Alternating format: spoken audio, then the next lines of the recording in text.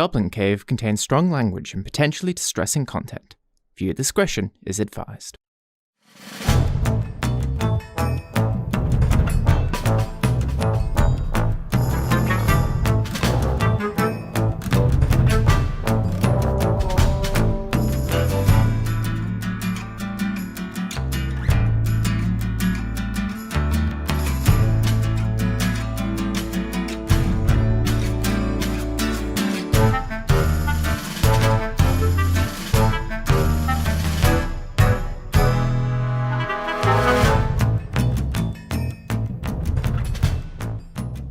Hello and welcome to the Goblin Cave podcast. This is our episode 4. Yay! I'm Lauren Hegarty and I'm joined by my two co-hosts Jack McAdam and Sebastian Romaniuk. Bonjour. Hello, guys. It's been a week since last we saw you. Hope you're all doing well. If you're in England, hope you're going through this heat wave all right. We're currently sat under a ton of blankets. It's very warm. Yeah, I currently have my PC fans going, so if you hear them, I'm sorry. I'm trying to edit them out as we speak, but if you can't hear them, clearly that's not gone well. But if I don't have the PC fans on, my computer will turn my room into a small nuclear hellscape. So, you know, we're dealing, we're coping, we're getting it over with. And, you know, we, as you can no doubt tell from the chaos of these episodes, are very new to the whole podcasting scene. So there's going to be a couple of mistakes, especially on my end, because I click my fingers very loudly. Yeah, but I can edit those out. Hopefully, like, a lot of the things can be edited, you know, so long as things don't happen in the middle of somebody saying something, because I can't really edit in the middle of overlapping sounds. That's very difficult and impossible to do, as anybody who's done audio editing will probably tell you. It's a nightmare. It's actually the worst thing in the world, editing anything. People who do it for a profession, I love you so much. You are the groundswell from which all good things happen. Please find another career, because I want you to be happier than you are. And this is me taking this opportunity to thank Seb once again for being our editor and being very good at it. I mean, you know, can hear the soul leaving him there. Yeah. But, yeah, somebody's got to do it. Somebody's got to put these things together. And I'd like to thank Adobe Audition for being there for me. I would not like to thank Adobe, because I wish that they made better products. I would like to thank my computer for only ever dying after I've been editing. That's another thing. My computer's been on the blink recently, so hopefully it does not switch itself off in the middle of this recording. But I think it's because of the heat wave. I've been messing around with the fans, so hopefully it should be okay. But we shall see. If it dies in the middle of this recording, that distant wailing that you hear, 'tis not a banshee, 'tis I, Lauren. Yeah. I'm sure we can edit something in, a little cut, and explain it all. It'll be fine. Anyway, so enough derailing today, from the beginning of this. When are we ever on track to begin with? But today we're actually going to talk a lot about D&D, our experiences with Dungeons and Dragons, and kind of the more fun side of D&D. I feel like there are a lot of like podcasts and videos out there for all the mechanics, and this is how you build, this is how you can power build, and blah blah blah blah blah. And like, cool, but if you're anything like me, those videos mean fuck all. Like, if you're like me, those videos are just like either really boring or make you feel like you're 5 and being shouted at by a teacher. I mean, on my side of it, I do enjoy some of those videos, but you know, I think our consensus is that there are enough of them out there. Like, if you want to see some videos about how to use some spells, how to build a class, how to build a creature, you know, look at Handbook Helper, look at Animated Spellbook, shout out to Joe Cat, who has done some amazing videos out there. Crap Guide to D&D is one of the best things to ever be put That's onto very YouTube. good, actually. I love you, Joe Cat. Please marry me. This is a formal declaration of love and marriage, which, as we all know, go together like a horse and carriage. So in episode 2, it was my proposal to Marisha Ray, and in episode 4, we have Seb's proposal to Joe Cat. I love And you, Joe in Cat, and episode everything you've 6, who knows who Jack will propose to? Hey. It's a crazy time. It's a crazy world. And there are talented people out there who deserves hands in marriage. It's just the way it is. Marriage. All of the hands in marriage. But yeah, I think for us, we wanted this week to do some of the more sort of like, yeah, like you said, the fun side, the role playing aspects, and sort of help people, especially people who may not have ever played Dungeons and Dragons or may have picked up another tabletop in a sort of like, because everybody's into D&D these days, getting into D&D. And yeah, to sort of like to have a talk about those aspects of the game that seem a bit under-talked. Yeah. I was thinking as well, we could kind of start off with like our first experience with D&D, kind of how we got into it, how we, you know, kind of fell into this world of dice rolling and goblins, basically. Yeah, it's always goblins. So, who would like to go first? I'll go. Sure, yeah, go for it. After the bashing we did of this several episodes ago, I'm going to sound like a right hypocrite. But the first sort of like mention of it to bring me interested was watching an episode of The Big Bang Theory. Oof. Oh no. Yes, I'm one of those. Yeah. I'm one of those. But Disgusting. Bad show. it was, Deleted. the thing was, looking through, obviously I went online, just looking through, of course, there are the PDFs of the player's handbook scattered all throughout the dark crevices of the web. And I'm just flicking through, looking through all the classes, all the races, just got the creative juices flowing in my head that even though I was exposed to it through the Big Bang Theory, it never showed the other sides other than, oh, this is a game that geeks play. Yeah. This is what nerds do. There was no explanation, there was no elaboration on the sort of what goes into playing D&D, I suppose.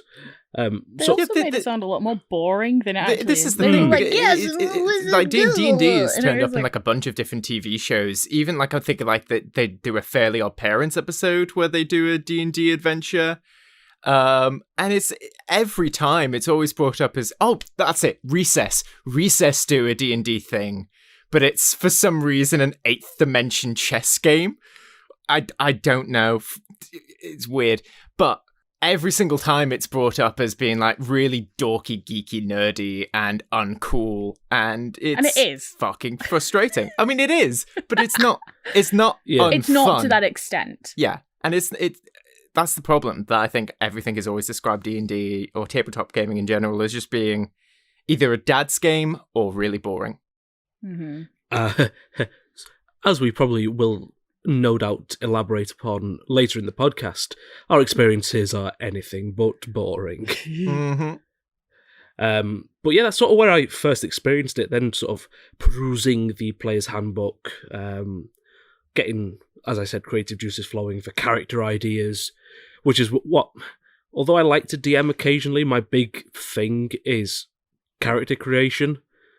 Mm-hmm. Like, it might not, sometimes I'll do a generic power build, like, not a power build for the sake of, I'm going to play this in a game just to see how strong it is. I'm more of a, how ridiculous can I make a class and a character, i.e. sort of your Order of the Ancients Warforged Paladin, just because it has stupidly high AC and cannot die at basically level 2. Just stupid things like that, and then just taking the absolute piss. Something to make your DM throw an ancient black dragon. Oh yeah, at pretty you much. But then at 4th level. On the reverse side, I know Seb has probably wanted to throw an ancient black dragon at me from playing stupid characters as well. Yeah, so many times. I am a forever DM. I don't know how it's happened, but somehow it has. But I enjoy it. I do enjoy DMing a lot. I feel like, I don't know, maybe it activates some sort of control center in the back of my brain where I'm like, yes. I was going to say you enjoy it because you're a fucking sadist. That's why. I take offense to sadism. Psychopathy is the only explanation for what I do. Thank you very much. Dear listener, every so often, I will be enjoying my day. I will be vibing in work. And all of a sudden, I'll get a message being like, so Lauren, how do you feel about the fact that your character could die tomorrow? And I'm like, what? Yeah, just... And then, or even like he'll come around and be like, so you mentioned this one very tiny, very specific thing. And now I have ideas. And then the fucker will never tell me any, like, not even what it was that I said. You'll find them out in like 20 sessions or so, if not 20 more. Sessions. 20 weeks time. Eventually.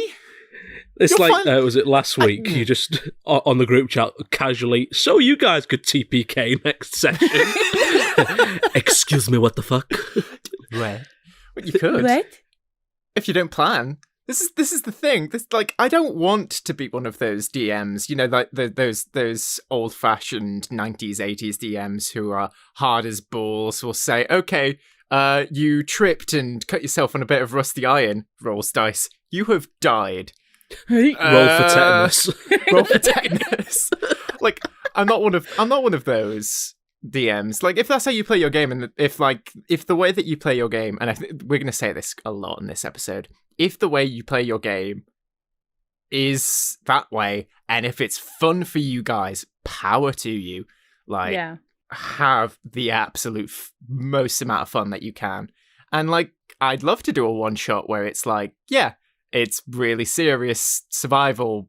Everything could kill you in an instant. That's fun. But that's not the way that we sort of run our game. I think as well, like, please pray for my poor, long-suffering D&D companions, because I will create a character. So I created the current character that I'm playing for Seb's campaign, and I was like, I'm not going to fall in love with her, and then I did over like the course of a few sessions, and then we did a one-shot, and Seb was like, do not make a character that you will fall in love with. And I was like, I won't. And like, one of our other friends also did a one shot, and he also said to me, like, Lauren, please don't make a character you're going to fall in love with. You will only play this character once. And I was like, I won't. And both times I said I won't, like a liar. Because I immediately, like, I will fall in love with these characters. Seb, every at 3 o'clock in the morning, will sometimes just get random like fan fiction that I've written about these characters that we will never see again. Yeah. It's fun. He looks so disappointed in me. It's not palpable disappointment through the screen. It's hatred. Understanding. Hatred. Maybe. It's understanding because at the end of the day we make these characters because they're fun, and then we role play them, and then we find out that they're really fun to play, and then it's sad when you don't get to play a character anymore. I think for any actor, just hit the mic. For any actor who has ever played a part that they really, really fucking loved, and then, it's end of show blues. It's just for D&D. It's worse because you never know when the show's going to come to an end. You never know when. You never know when that assassin is going to roll 2 natural 20s in a row with sneak attack on both of them. Sebastian is saying this because that's how he killed my character. Your tiefling bard. My poor tiefling. We brought her back. Yes. Yeah. But we were so close to losing she's still alive. her.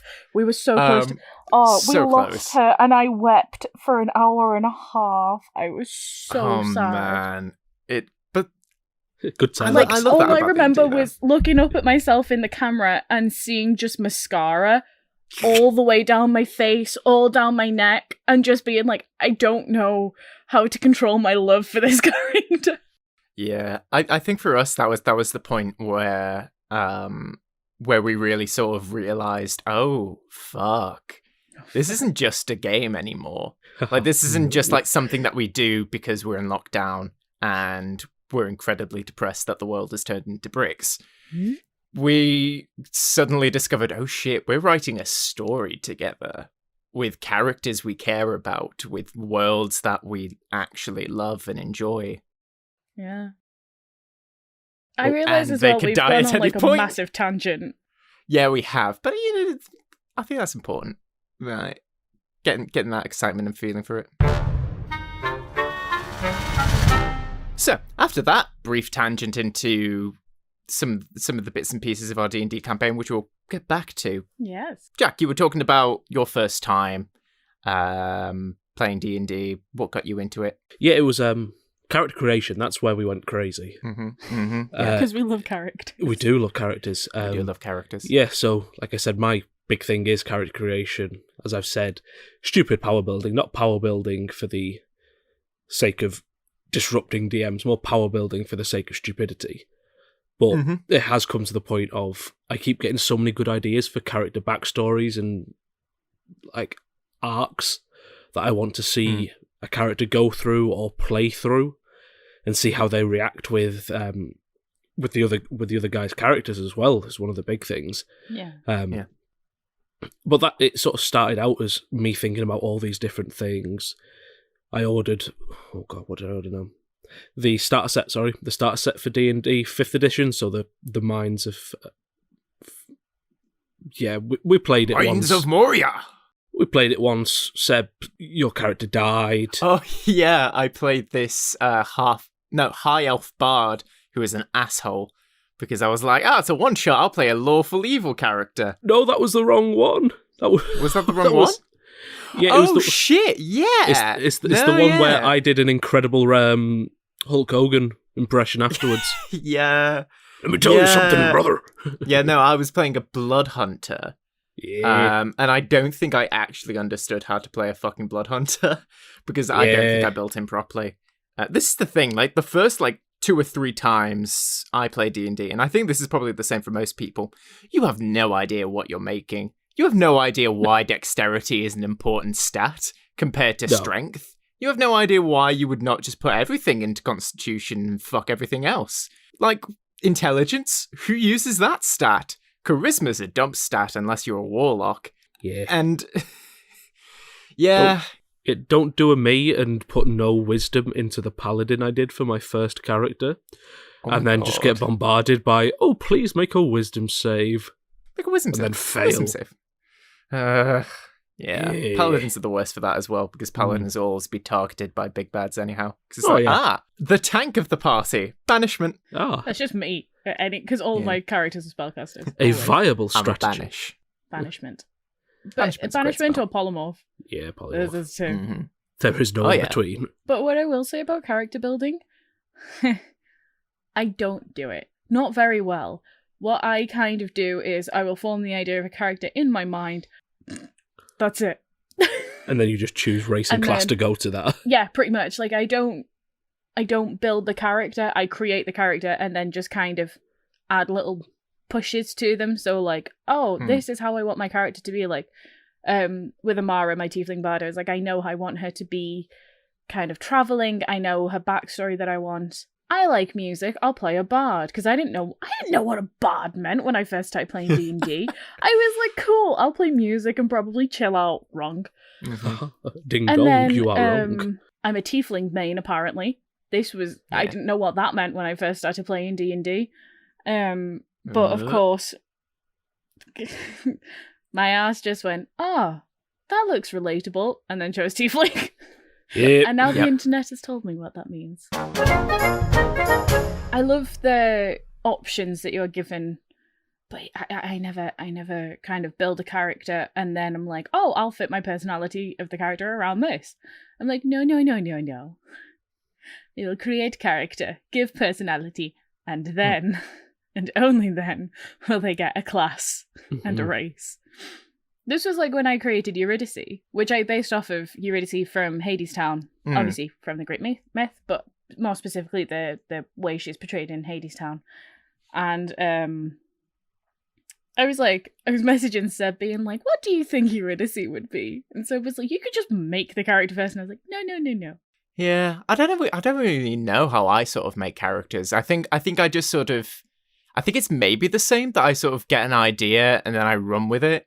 But I think my ideas more come from the classes first and then everything else. Like with Various, my own tiefling, I had the idea of I wanted to play a gunslinger. Maybe because I was watching a lot of Critical Role at the time and was influenced by Percy. But I wanted to play a gunslinger, and I was like, oh, what's an interesting idea for a gunslinger? Tiefling gunslinger. Yeah, sure, let's go with that. And sort of like threw everything together. I don't think I think a lot about what I'm putting together until it's done. And I'm like, okay. Then I make... backstory is always the last thing I do.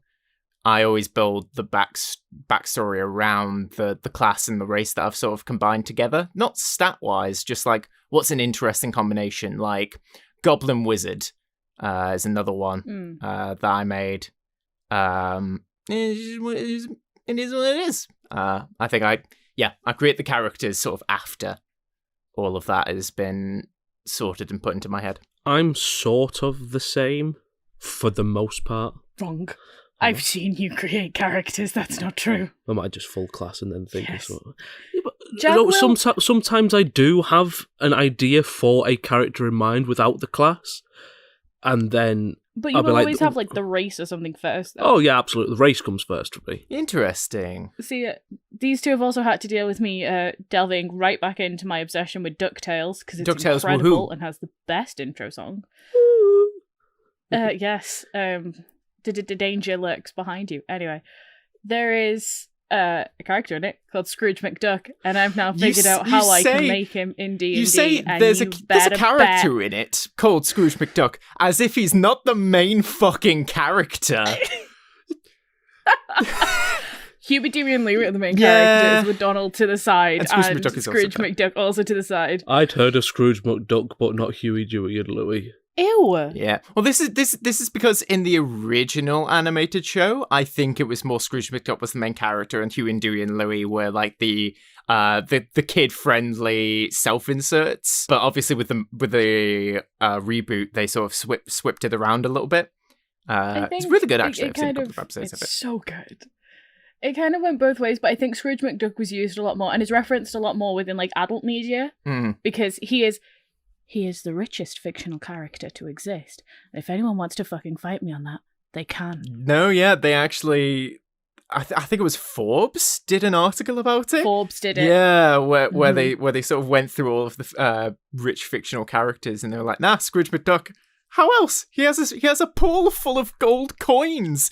That in itself is probably the majority of the economy of some continents. Yeah. So... It's great. There's a brilliant joke in the reboot as well where like one of the kids is like, I'm going to dive into the pool of coins, and Scrooge McDuck's like, no, you'll crack your skull open. Do you know how long I trained in order to be able to do this? And I was like, you know what? What a great way to put like a PSA in of like, please don't jump into metal. Please do not jump into a pool of gold coins, because don't do it. You will not be able to do it. You will die. Yeah, so we were saying, back on topic. So back to first experiences. What was your first experience, Seb? Yes, unless Jack, was there anything more that you had to add? No. I think I covered most of what I would probably say my first experiences, and then caused a huge derailment, which is classic. My first sort of introductions into Dungeons and Dragons was, I'm pretty sure it was in like sort of like Saturday morning cartoons and stuff, like Recess in that one episode, like that one Fairly Odd Parents. It's sort of it being like referenced and like sprinkled. That's the word. Thank you. I saw the hand action. The hand action of sprinkling of dusting.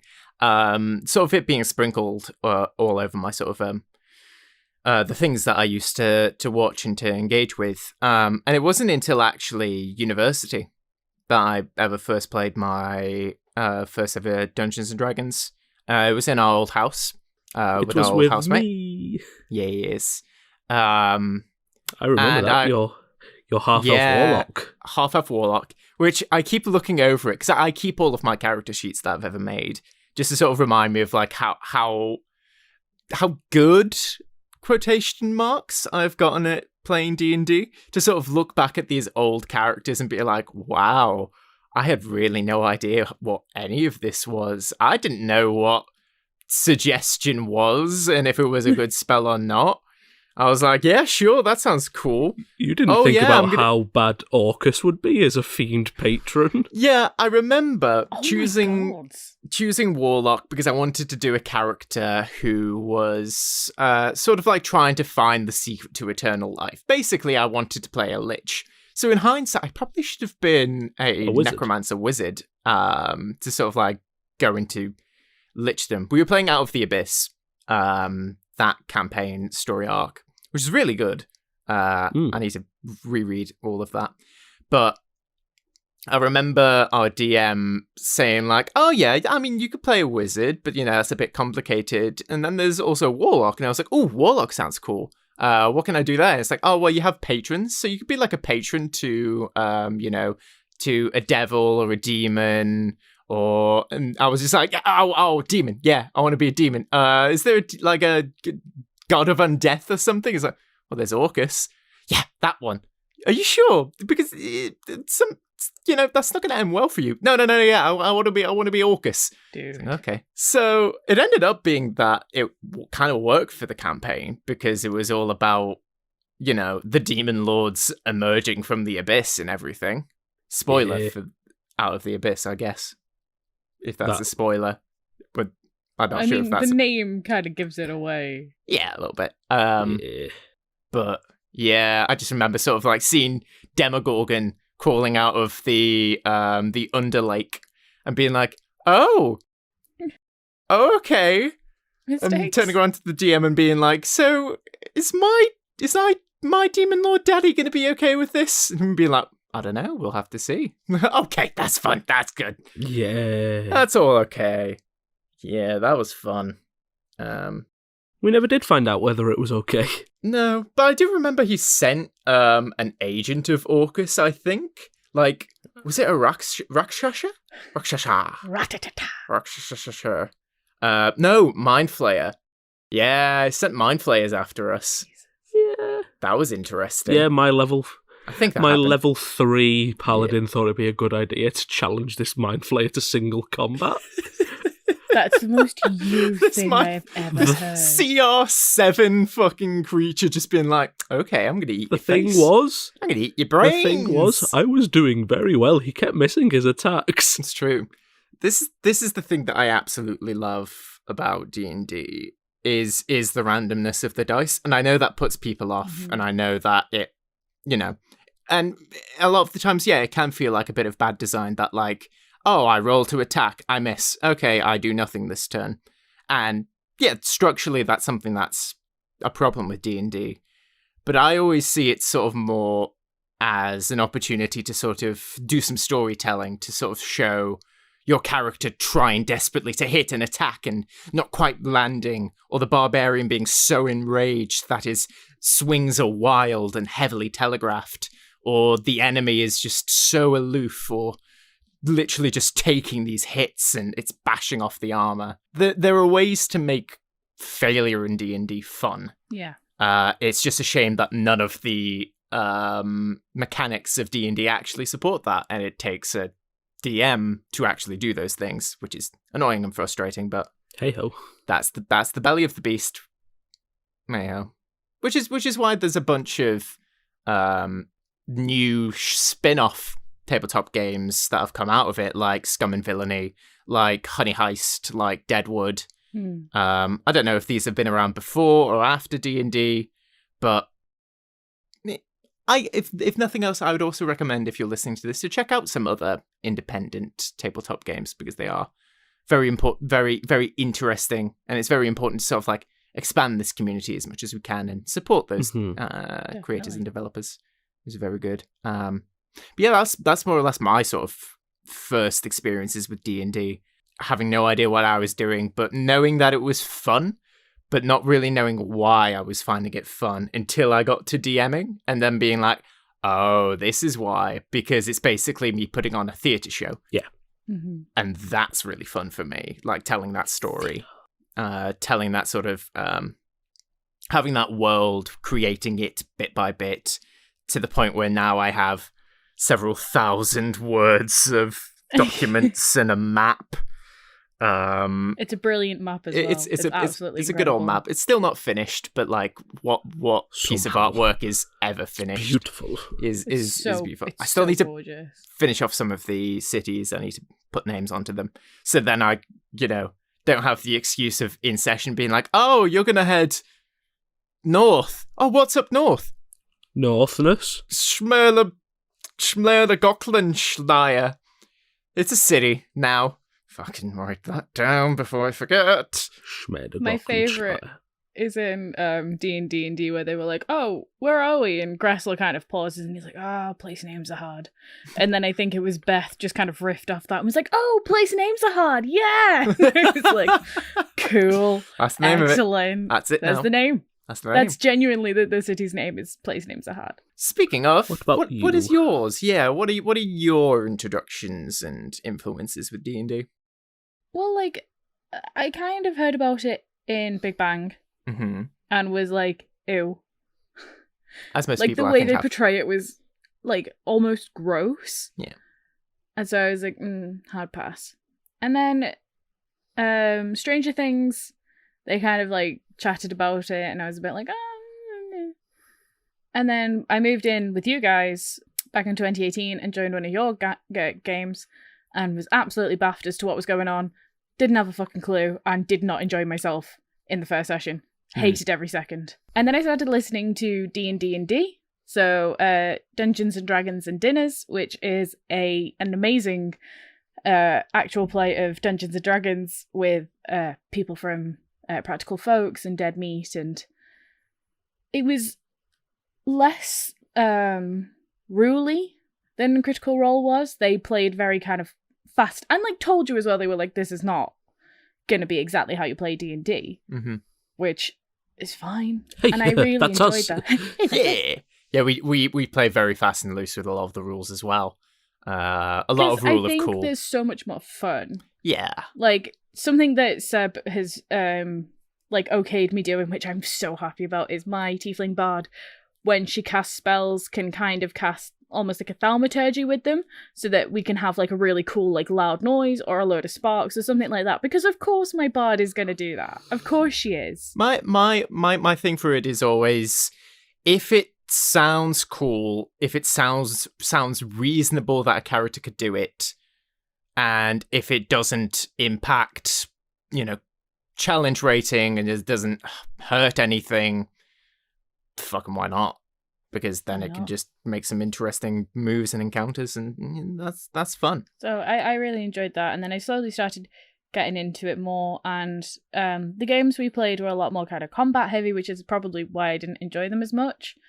And then I played one that Jack DM'd, in which I played a cleric who was a Kalishtar. This was back when Kalishtar were Unearthed Arcana, so I had a lot of fun with that. Yeah. And then we started playing your campaign, and I fell head over heels for D&D. I'm a dice goblin. You have a dice jail. I have a dice jail. You're Laura jail. Bailey. No. There it is. The joke of our group is that I'm the Laura Bailey of our group. It's true. If Laura and Marisha had a child. I loved playing Amara, and I'm like Seb, I'm an actor. I'm like a writer, and I was able to kind of stretch my writing chops when writing her backstory, and just messaging Seb being like, hey, would this make sense if I were to do this? And then feeling Seb's like, yes. Yeah. Excellent. Yeah, you I can could do like, that, please. in my like mind, I could see his like, he has like DM fingers where he'll like steeple them together, and then he'll like rest his chin. DM fingers sounds really, really wrong. I never want to hear that phrase ever again. I don't know what to call it. DM stance? DM stance. You have like a weird thing that you'll do where you like staple your fingers together and then you'll like either rest your chin or your nose on them. We call it the Matt Mercer effect. That ain't it, buddy. That ain't it. That ain't it, but chief. that is something to talk about maybe later. Yeah. But yeah. And it was great, and we've played a lot of games since then. We've played a few one-shots, and I like to think that I am better at D&D than I was a year ago. I think we all are, I know without a doubt. how to use spells. Spells and nothing else. Oh yeah, I cannot. Right, I know that people like melee is so much easier. Not to me. My brain can't comprehend it. I don't like it. I don't want it.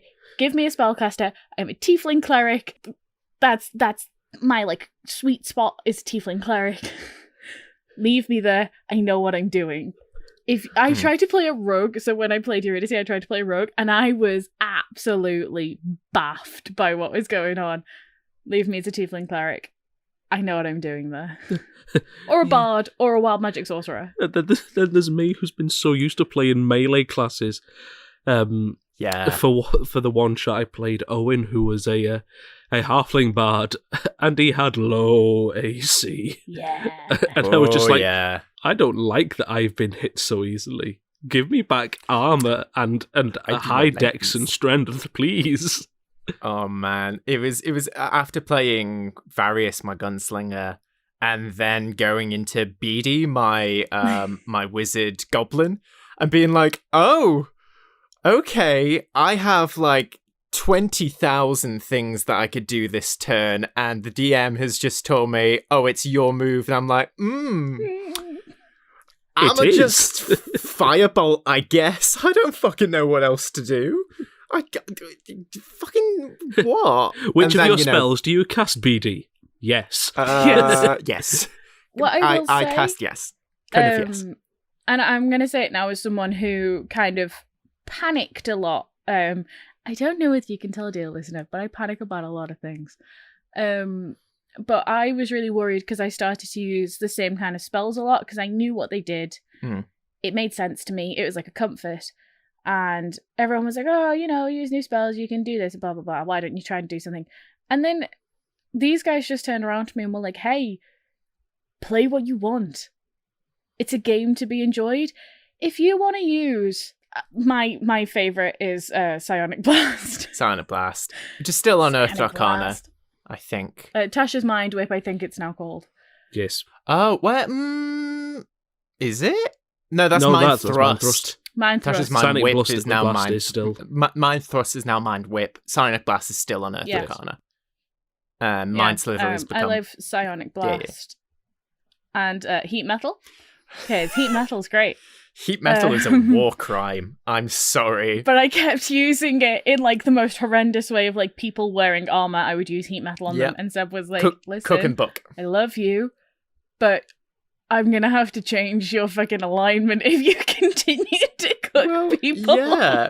Says the man whose DMPC has fucking blight as a spell. Yeah. What's more of a war crime? A little bit of singeing or literal decomposition? This is so much worse. I'm going to turn you into mulch, motherfucker.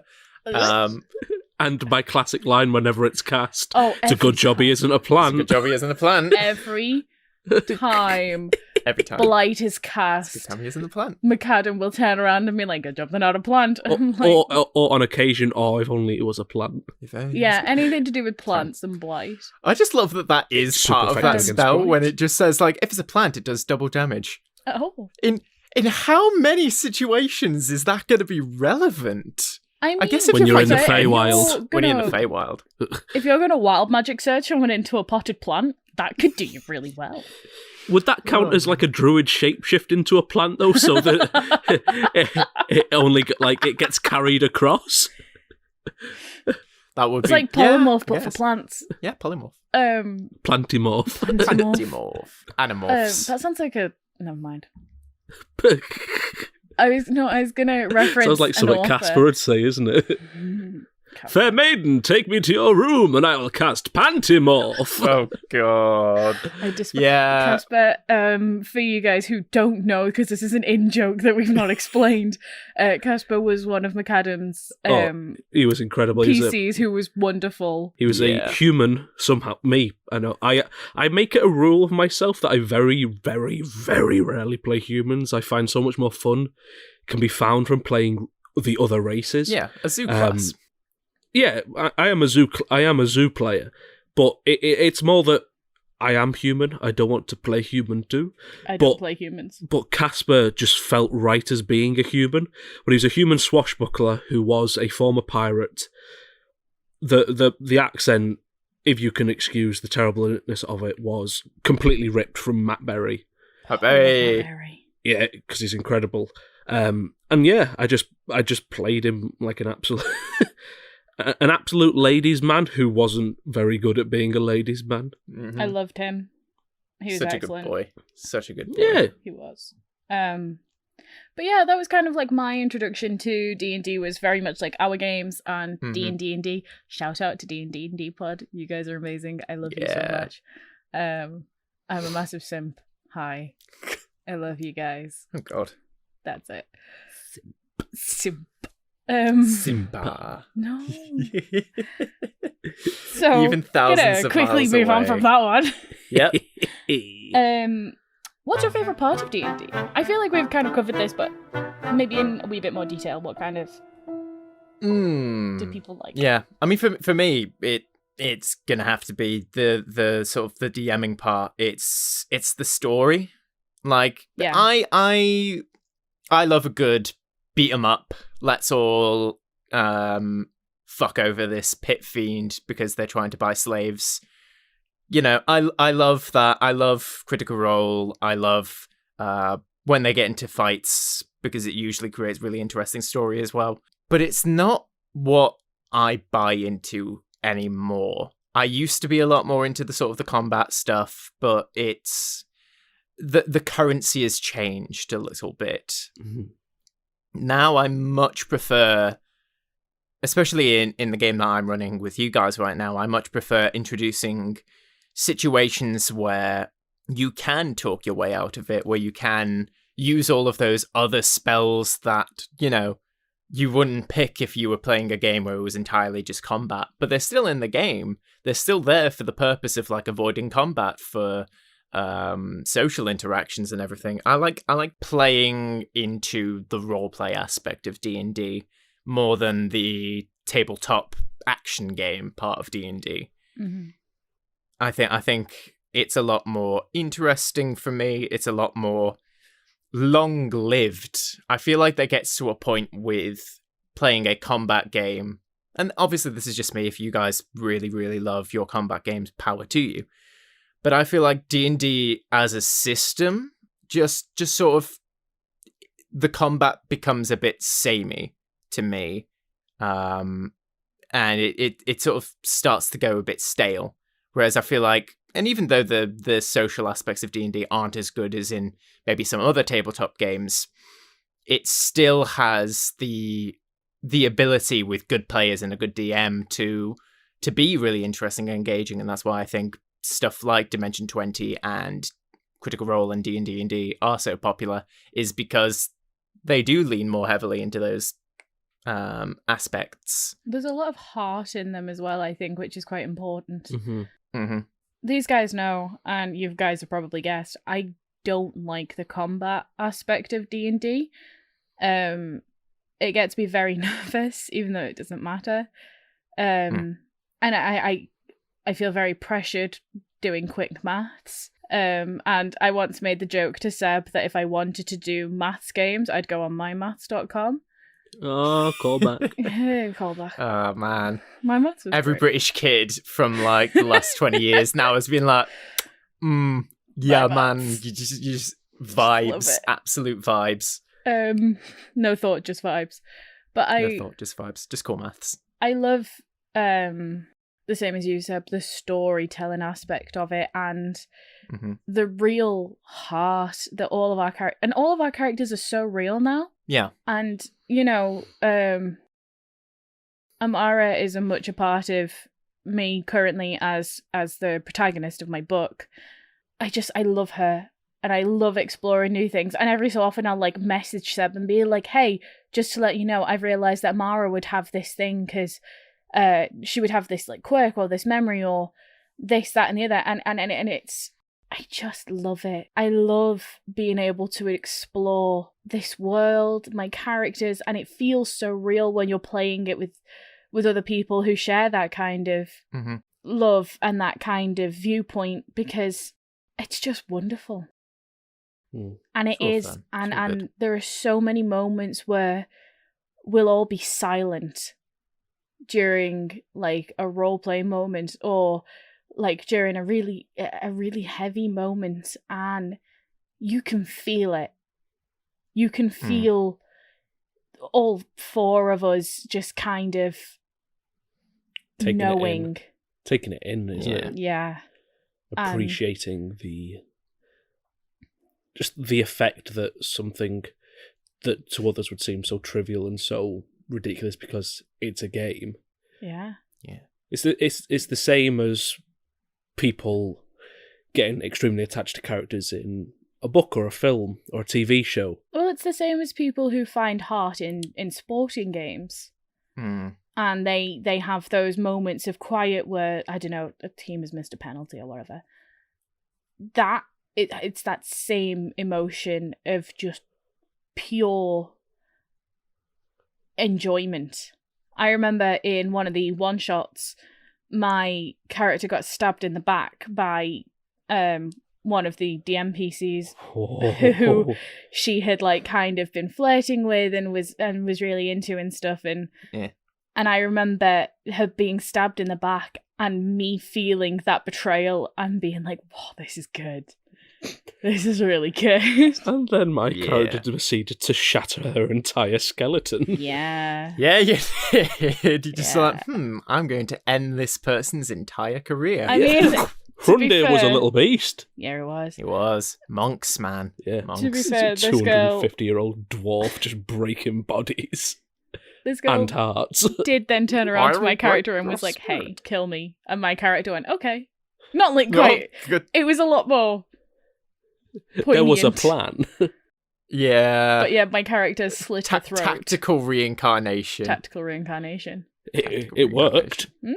It worked. It could have not then. It could have not done. What we do a lot in our games is we use Matt Mercer's resurrection rules for any resurrections to just give an added sort of risk of characters dying to make death feel more permanent. Because death isn't permanent enough.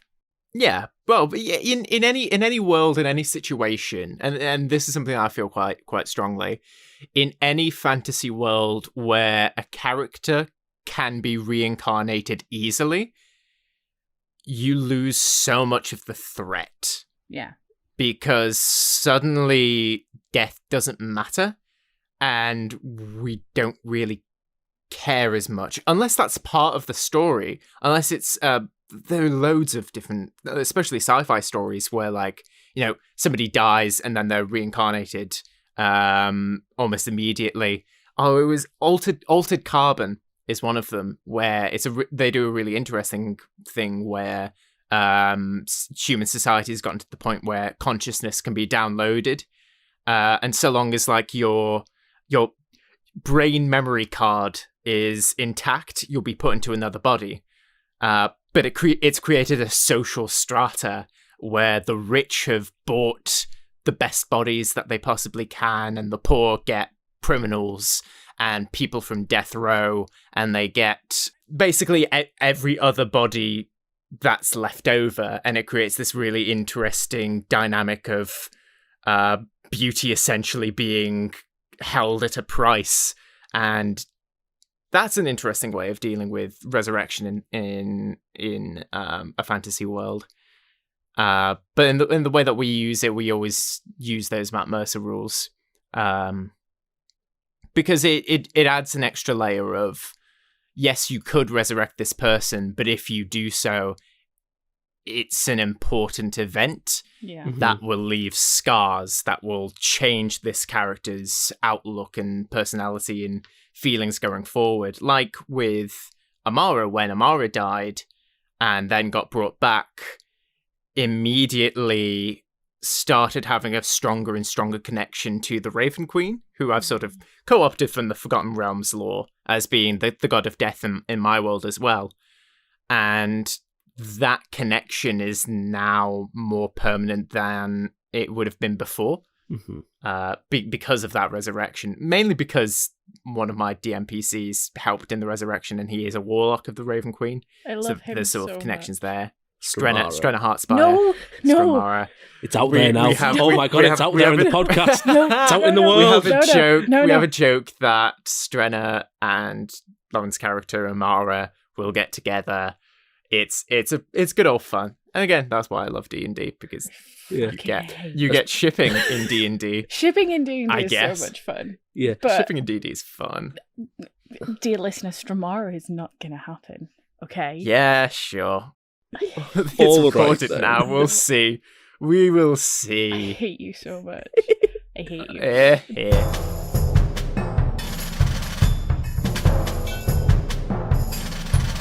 I was going to say, what was really fun was, because we do that, one of Amara's friends died. Yeah, we've had the flip, both sides of the same coin. haven't Yeah, Yeah. The other side of it, where She an didn't NPC come back. Yeah, she didn't come back. And it was heartbreaking. And it makes so much sense. Like, of course she wouldn't come back. The poor girl, like, wasn't any... She was a bard, and not the magical kind. She was just a bard. Just a musician. Yeah. Just Literally there for the vibes. Half elf, just wandering around trying to make a living in this world, Fucking who just died. died because Sebastian was like... I'm going to cause pain today. I love that you flipped a coin between, like, Amara's best friend and would-be soulmate if he was straight. And... See, sometimes I walk up to D&D sessions and I'm like, we're going to have a fun time here. We're going to do some silly things. We're going to have a wild encounter that I've just stolen from The Hobbit. Sure, it's going to be fun. It's going to be interesting. And sometimes I wake up and I choose violence. More often than not, you choose violence. More often than not, I choose violence. But yeah, that's a lot of the sort of the the engagement that we get out of our D&D games. It's that balance between, and I think Critical Role does this a lot, and it's sort of, maybe we've cribbed off that energy a little bit, of the nice balance between having a lot of fun, wacky encounters and engagements, and a lot of rule of cool moments, and then having a lot of down-to-earth, really serious moments where everything stops and the shadow demon inside one of the characters' minds is currently controlling everything that's going on. We're really It's coming fun. after Amara You today, really aren't we? are. Yeah. Sharing all Amara of has Amara's made a lot of secrets. decisions in our game. I stand by them. Not all of them, I would say, are smart decisions, but all of them good. very interesting decisions. Yes. Well, this is, and as well, I fully stand by everything that she's done, because I believe that that's what she would do as a person. Yeah. But yeah, we're not going to come for Amara's throat anymore. Thank you. Jack, what about you? We've talked a lot about our sort of favourite Yeah. things. Yeah, sorry. No, it's all right. I'll forgive you both. Thank you. Yes. I suppose I am on a extremely similar wavelength to the two of you. Again, I'm more on the side of where Seb came from. At first, I expected more. I wanted more out of combat, and then slowly but surely came to truly appreciate the roleplay aspect and the moments that could be created from that. I think our initial games, they were just with the sheer number of people we had. It was very restrictive. The amount of moments we could have like that. I know the two of us, we tried to initiate some of those moments ourselves, just being at that time the only two actors of the group. Yeah. The only two that had experience doing any sort of performance realistically. We were the ones who were most comfortable with the roleplay aspect, just giving characterization to these beings we'd made, and just seeing how they interact with each other. And we sort of tried it. It was again, it's that half-elf warlock you created. It was the realization to him that he's made a big mistake. And You made a big no. My character being a paladin was all about, okay, look, let me help you through this. This is what I am here to do, in a sense. Yeah. But yeah, sort of, now that we're like friggin' hip deep into this campaign now, literally fully in the mud. There's so many roleplay moments and opportunities that are left for us as well. It's not one of those that, it just happens to happen. You'll give us ample opportunity to engage in that. And then if our characters don't do that, then our characters don't. It's completely up to them. And it's a move on situation. Oh yeah, of course. I think another thing, at first, combat was combat. And then it became combat, and then there were good moments in combat and bad moments in combat. But now, I can't remember a time when we've had a combat, at least for a long time, that hasn't had meaning. Yeah. And there hasn't been an outcome that's necessary to something come the end of it. An outcome of a decision or a roleplay choice or the inevitability of it. Or a important story aspect at the end of it. It's been a long time in your campaign since we've had anything like that, which is... It adds so much more weight to the combats. And like we say, we don't... If you find combats like a really engaging output, whether or not it has meaning or whether it is, let's roll some dice, let's do some big numbers, let's see how strong we can get our characters and how many things we can take out before it dies. Fair play, go right ahead. Yeah, go off, King. It's one of those. D&D's combat mechanics are meant for that sort of power trip in a grand scheme, in the grand scheme of things. But having those few and far between combats with such meaningful outcomes, to me at the very least, I think to Seb as well, as we both share a similar opinion of combat in D&D, it can be so cathartic. And it's almost like you can feel the tension being released in the atmosphere as well.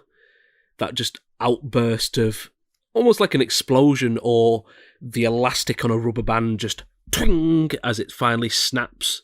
I feel like we hit a really good point where if there's ever like a tension leading up to a fight, that fights don't ever break out for no good reason. Yeah. I think I feel like sometimes, especially in D&D, especially if you're really into the combat, there's a tendency to, the moment a single slight is made or a bad persuasion roll is done by the party, then it's like, oh well, we're in combat now. Roll for initiative, which is fine. Again, if you love and enjoy that, that's amazing, and I'm so glad that you find that enjoyment from that. But for us, I feel like we hit a point where it was just like, yeah, but like, do we really have to fight these guys? Are they being a bit too quick to want to die? Yeah.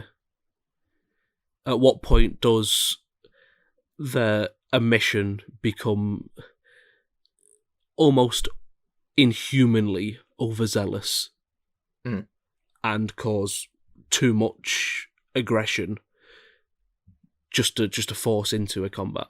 Yeah, which is something that I think we've learned that's how we like to play it. Yeah. And if there's any advice that I can give to anybody who's starting off, especially as a DM or as a player, it's to really learn what kind of niche of roleplay you enjoy, because you might not come from a actory background or a performery background. You might not be a musician or anything. You might have just joined this because your friends are doing it, or your partner is, or whatever it is. Find what you enjoy and talk to your game master about incorporating that more. And hopefully, if they're a good game master, they'll do it. And eventually you'll find this hodgepodge pot that everybody enjoys, that everybody likes to play. That kind of leads into my final thing of, do we have any tips for newbies? And one of my biggest tips would be, talk to everyone in your group. If something is happening that you are not happy with, talk to your DM, talk to the other players. If something is happening that you love, make sure to tell your DM. Tell your DMs what you're loving. Tell your DMs that you enjoyed the session, or if there's something that they can work on. You know, it's always going to be about communication.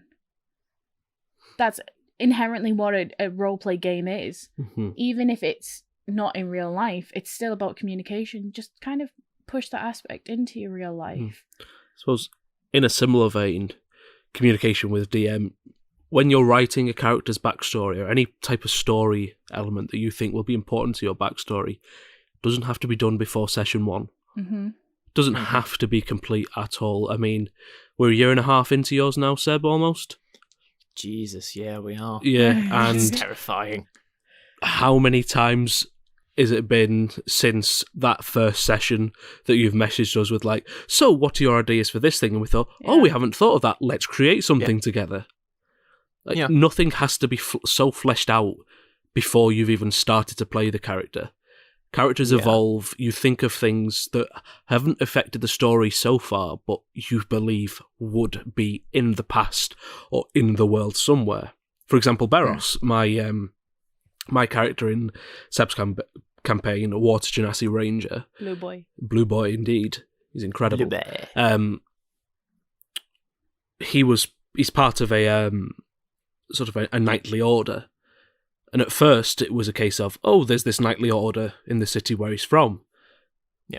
A year down the line, it's not really affected much, but there are now 5 knightly orders, each embodying a different aspect, and it adds so much more. Not so much more.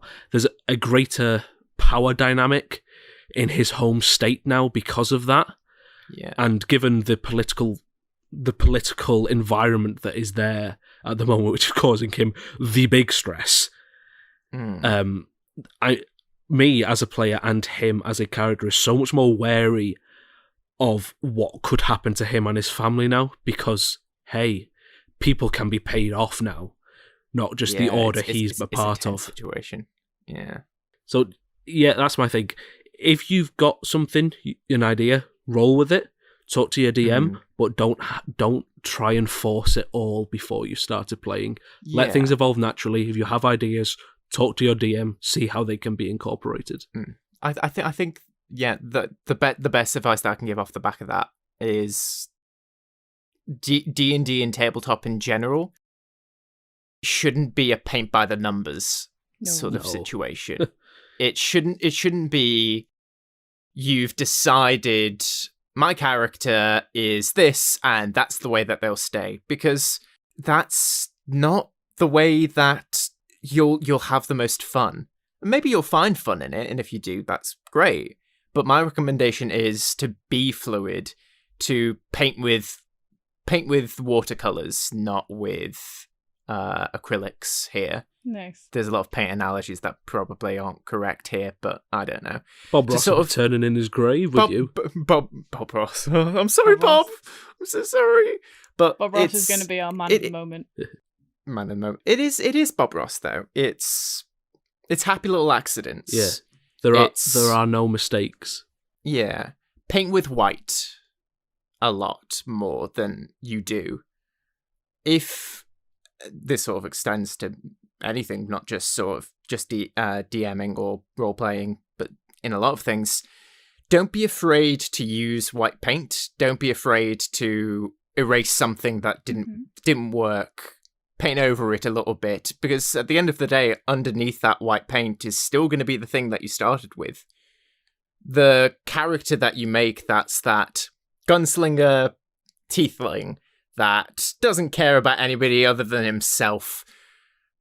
Eventually, you're going to paint over those parts. You're going to paint over the parts that don't really work, that don't feel right, that don't bring out the most joy. And eventually, you'll get the final painting, or close to the final painting. And no painting is ever done, but eventually, if you're willing to let things change naturally, you'll find the best version of the thing that you're doing. I think as well, you're still playing a person. And I don't know one person who doesn't change.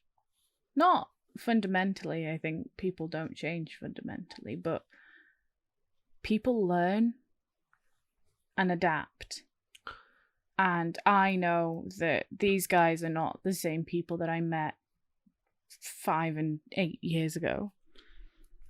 And I know that, like, Amara is not the angry she's still angry, but there's a reason behind it now, and it took me a long time to figure out why she was so angry and why she was so mad and why, you know, she was so desperate for attention but would never admit it. And now I know, and it's created some amazing moments for me and I hope for other people that are playing the game. Seb is nodding just because you can't see. Correct. But it's this thing of no one is ever whole the first time you meet them. And they probably won't be fixed and whole on your last meeting. But they're getting there. And that's, you've got to allow yourself to adapt and grow and evolve, because there's no fun otherwise. There's no... If you have a 2D character who, I don't know,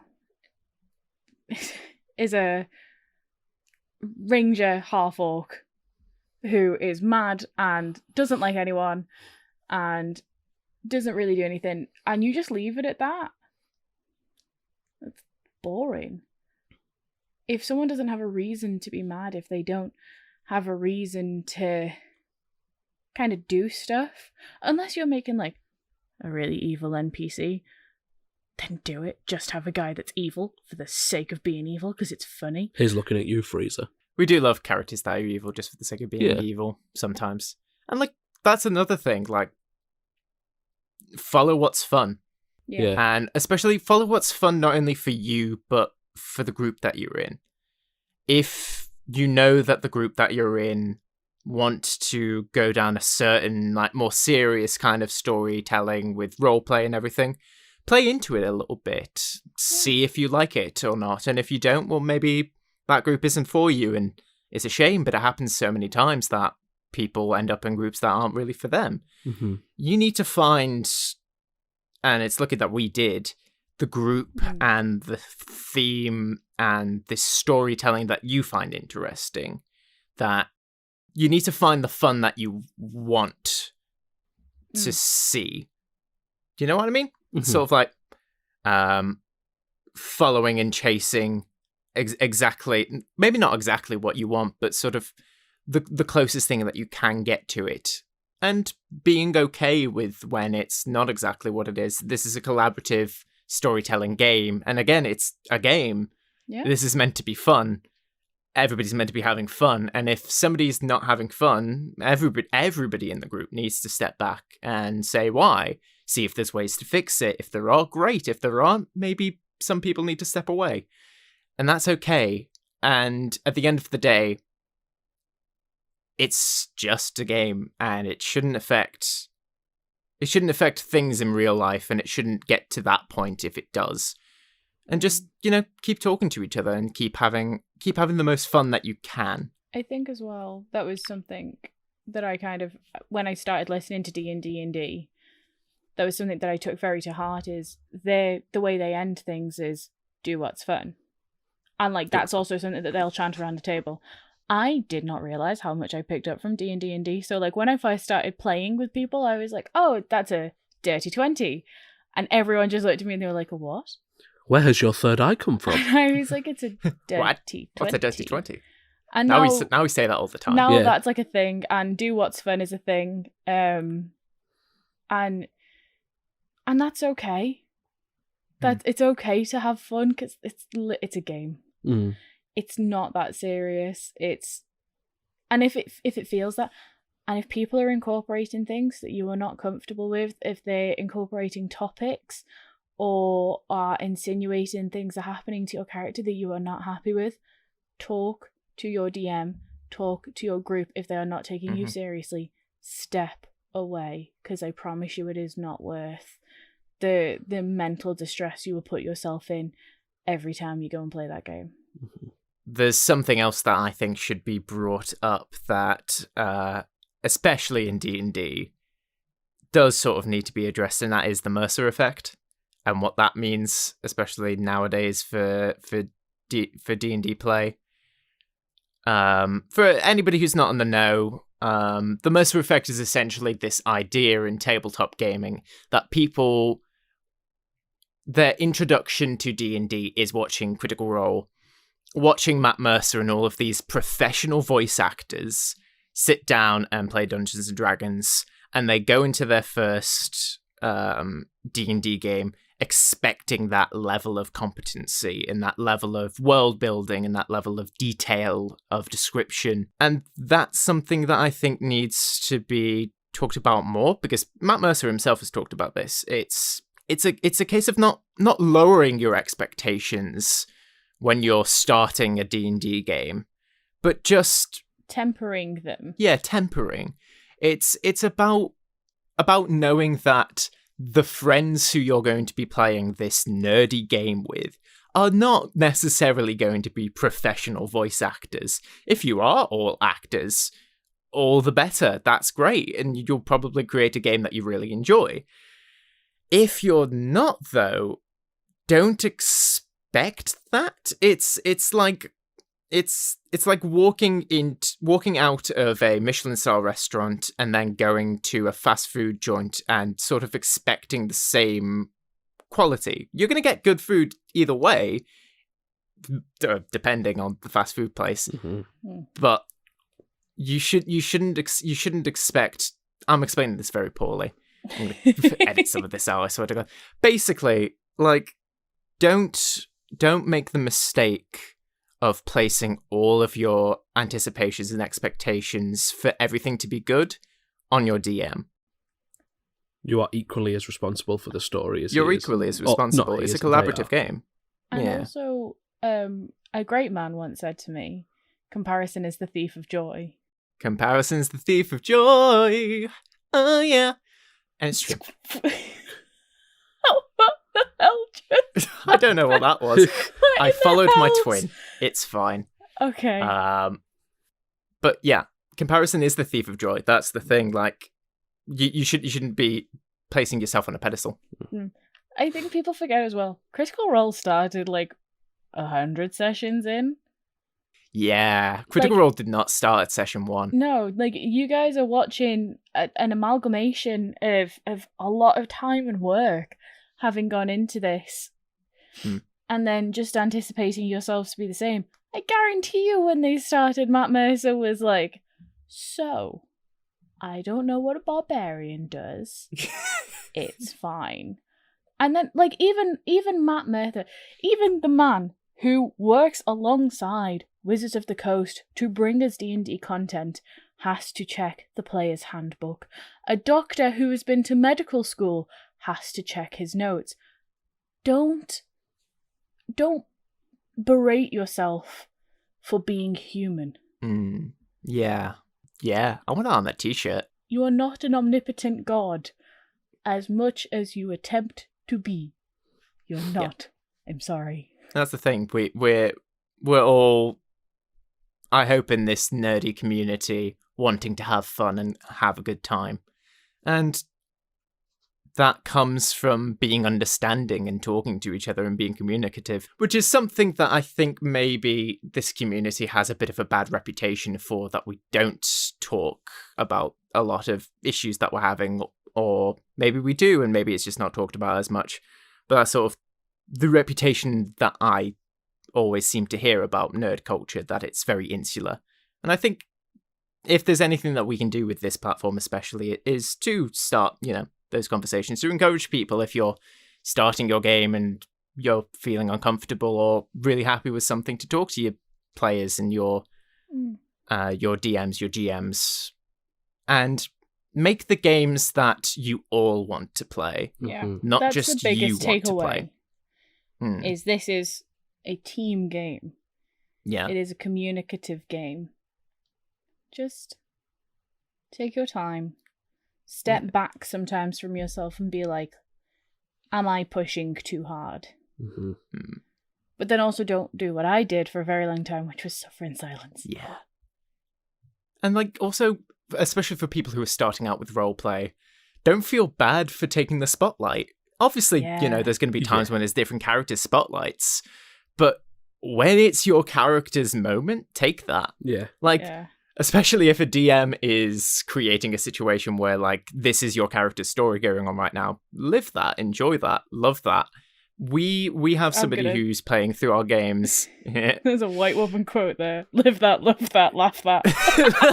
Oh wow. That's on a shelf in somebody's kitchen / living room. Oh, it really is, and it's bright white against silver. Against purple. Karen. Karen. Also, one of my colleagues is called Karen, and she might listen. Hi, Karen. Hi. We have somebody in our game who isn't creative, who isn't an actor, who we did love. science as their degree. We love them to bits, and to see them coming out of their shell to roleplay more, to engage more with the character that they've created, to be so invested in the story that not only is being written, but the story that they wrote themselves as a backstory. It's lovely to see, It's and so good. Everyone evolves at their own rates. Yes. Yeah. Don't expect people right off the bat to be into the roleplay, and also don't expect the roleplay to be good right off the bat. If everybody's roleplaying, it's going to be bad the first couple of times. Yeah. It's like riding a bike. You don't go from just being off of stabilizers to suddenly being on a BMX hill. What it is like fan fiction. It all comes back to fan fiction. The internet is a curse. Sometimes it's gonna be like that. Oh God, what is it called? It's the Harry Potter fan fiction. Not Shrek is Love. No, the Harry Potter Oh no, I think fiction. I know the one you're talking about. Yeah, with Ebony Darkness and Mike. Oh God, when you start off, it is gonna be like that. It is gonna be the high hair flip raw XD kind of. Have you known none of my characters have ever been raw XD? Disagree. You played a Dragonborn. I think that's included. That counts. That's I'm profiling. Dragonborn. Just because I was a Dragonborn doesn't mean I raw. Thank you very much. Oh God! Enough. Dear Christ! No more. It's going to start off like that, and then we're going to push this along, and then it will slowly turn into something a lot better. It will slowly turn into something, more along the lines of Critical Role, Game of Thrones, Doctor Who. And I don't know. I'm thinking of like well-written things. Yeah, and it might never hit that point, but that's also okay too. Like you might hit like a Hunger Games stage instead. That's still end of the day, it's still good. People still enjoy it. Yeah. That's what my point is that it's just different. Yeah. You need to find what you enjoy, and eventually you will, and eventually you find that group that you enjoy. And if you never do, it's such a shame, but it happens. But if you really are dedicated, you will find that group of people, and it'll be good. If any of you guys are interested, leave comments, comment, subscribe. Leave comments, and I'll see about maybe opening a Discord server, and I'll run it, and we'll have a compendium of people who are looking for groups and are looking for DMs, or DMs looking for groups, and we'll do it that way. And I think that could be a nice way to kind of build a community as well, because it'd be a really good way to engage with you guys, and it would be a really good way for you guys to kind of meet other people who want to play D&D. Yeah. As we slowly develop this podcast more and more into a D&D only podcast. Which it won't always be, but I feel like forewarning. We're going to do a lot of D&D content on the D&D hype train. I'm really sorry. I'm not sorry. I love it. Not sorry at all. And it's a massive part of nerd culture. And this was another thing as well, was I was talking to our other player, and I'd said something about one of my work colleagues being interested in it, and he was like, oh, that'd be brilliant. And I was like, I'm not sure if they are actually into fantasy though. And he was like, well, I didn't think you were. And I was like, what? Because to me, everything about me screams fantasy. But this could be the thing. People might not be asking you to join the D&D campaign because they don't think you're into fantasy. Because they literally don't know if you're into it or not. Yeah. You know? I think the more people who sort of get into roleplay of any sort of form, the better. Because there's such an amazing amount of fun to be had. Yeah. Once you get over that first icky bit of like, haha, ooh, I'm a half-elf bard. Ooh, woo. Once you get and then over you start that getting into the tiefling awkwardness. ara ara. Oh, God. Sweet Yeah. hell. I Sweet like to Jesus. do this to The internet stress the was two of was them a out. crime. Like, comment, subscribe. Throw down in the comments Stromara thumbs up or thumbs down. No, don't thumbs Yes, down the please. fucking video. Smash those thumbs With up no if you want context Stromara to whatsoever. happen. Just comment Yep. Stromara. If you want the tiefling bard to get with the moody warlock of the Raven Queen, say yes. Oh yeah. Comment STRAMARA Stromara. If you comment that, we'll make sure the account gives it like a proper heart. We'll tag the comment, send it right to the top. See if we can get a poll going on Twitter to see if it happens. I'm gonna eviscerate you. So I love this so much. That's what you get for the ara ara. This punishment does not fit the crime. How dare Strenner's a lovely fella. Strenner is a lovely fella, and he's one of my Exactly. comfort characters. However, Stromara is not gonna happen. I swear, I live with Jack. He's my partner. And I want you to know that I'm going to eviscerate him and decorate the flat with his spleen tonight. If You I'm not heard on it here next week's first. podcast, Murder please recorded call on the the air. police. I'm going to Oh, apparate Lord. into Seb's room and also eviscerate Sebastian, but that's going to be difficult. Please because do we're so not. far away. It was a good run, Seb, wasn't it? We got 4 It episodes was. done. 4 episodes in, and Oh, Lauren's wow. lost her shit. Oh, wow.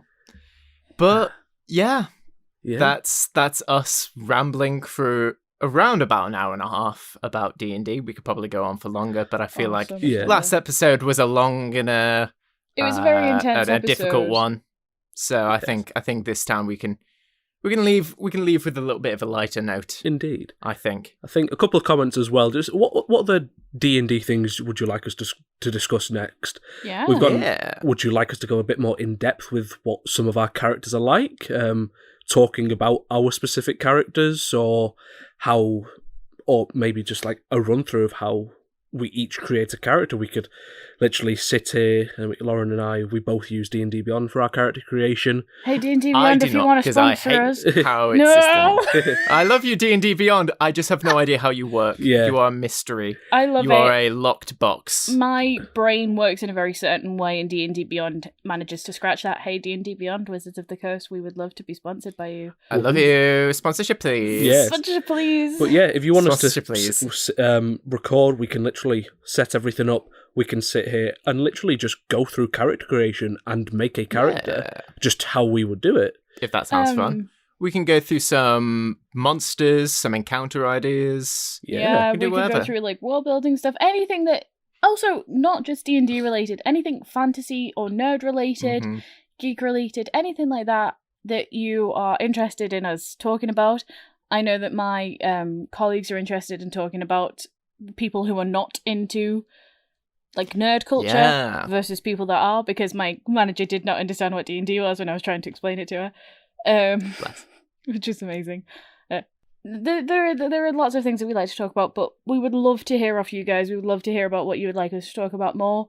If you would like some kind of research heavy episodes or some more episodes kind of like last week, anything like that, do leave us a comment. We are Goblin Cave Pod on Twitter and Instagram, and you're on our YouTube most probably.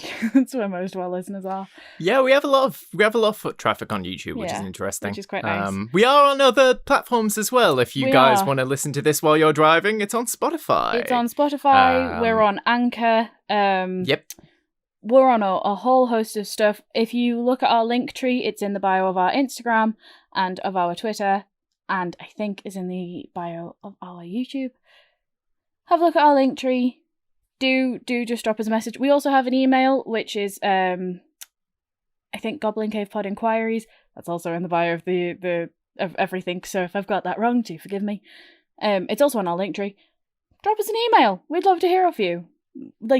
Genuinely, we would love to hear of you. Please give us ideas for what we can do so we can stop panicking an hour before the recording sessions about what are we doing this week. Hey Anakin, stop panicking. I have a planikin. Hang on. If I got punished for ara, he has to be punished for that. Everybody's being punished. We're still alive. Anyway. Wow. On that dark thought. On that note, we're going to end our podcast with a special thanks to Bob Ross, who's going to be our person of the episode. Bob Ross! Because he's amazing. Yes, I think Bob Ross. Do give us a follow on Instagram and Twitter. The Goblin Cave Pod on both. We would love to hear of you. Indeed. And with that, we will say good night. Be kind to yourself. Be kind to others. Yeah, love yourselves, guys. And carry on. You're doing really well. Yeah. Bye. Toodaloos. Thank you, guys. Bye.